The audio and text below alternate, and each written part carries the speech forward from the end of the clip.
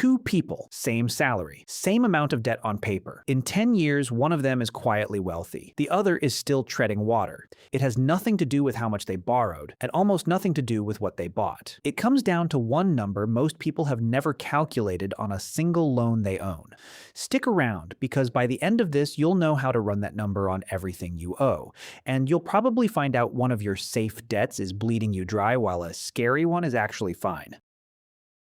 You've heard the categories: mortgages, student loans, good debt, credit cards, car loans, bad debt. Sort your debt into the right bucket and you're being responsible. Here's the problem: that framework tells you nothing about whether a debt is actually helping or hurting you. It's a lie of convenience, easy to teach, easy to remember, and wrong often enough to cost people six figures over a lifetime.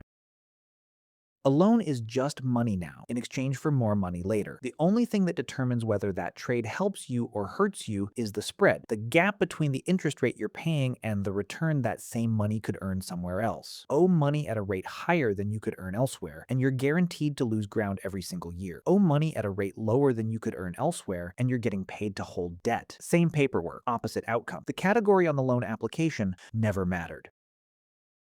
Maria is careful with money. She's never missed a payment. She rounds up on her card bill when she has extra cash. On paper, she's doing everything right. She's carrying $6,000 on a card at 24%. That's $1,440 a year in interest. About $120 a month gone before it touches the balance. She pays $150 a month total, so barely $30 is actually paying down what she owes. At that pace, it takes her over 5 years to clear it, and she'll hand the bank close to $4,700 in interest along the way. She'll pay nearly $10,700 to erase a $6,000 debt. Nothing about that ever feels like a crisis. It just quietly costs her a car payment's worth of money every year, forever, until she attacks it directly.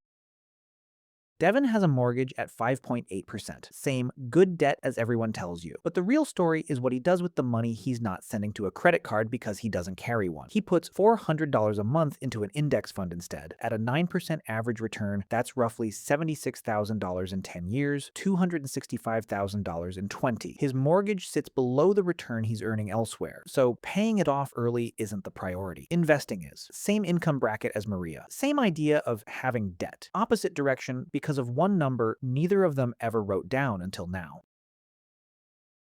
You need two numbers: what your debt costs and what your money could realistically earn elsewhere. Safe cash comparison, high yield savings or T-bills currently around 4%. Growth comparison, long run stock market average around 9 to 10% with real risk attached. Rough rule, above 8%, the debt almost certainly costs more than you can reliably earn. Attack it. Below 6%, especially fixed, you're usually better off investing the difference. Between 6 to 8% is a genuine judgment call based on your risk tolerance and taxes. That last point matters more than people think. Paying off a 24% credit card is a guaranteed, tax-free 24% return. No investment on earth reliably offers that. Compare it to the market's taxed, risky 9 to 10%, and paying off high-interest debt is often the best investment you'll ever make, and it was disguised as a bill. This is also, roughly, what people mean when they talk about the ultra-rich never selling their assets. They borrow against appreciating assets at low rates instead of selling and triggering taxes because the growth on what they hold keeps outrunning the interest on what they owe. It's the exact same spread, just with more zeros and a lot more risk tolerance. Nobody needs to do this to benefit from the underlying rule. It's the same math as Devon's mortgage, just scaled up.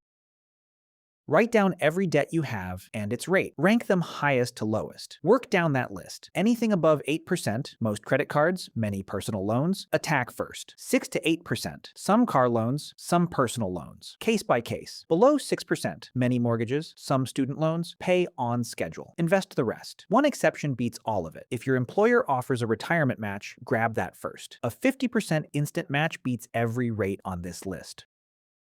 Debt was never good or bad. It's a rate measured against an alternative, and you can check that comparison in less time than it takes to open your statement. Maria and Devon didn't have different luck. They had different spreads. Now you know how to find yours.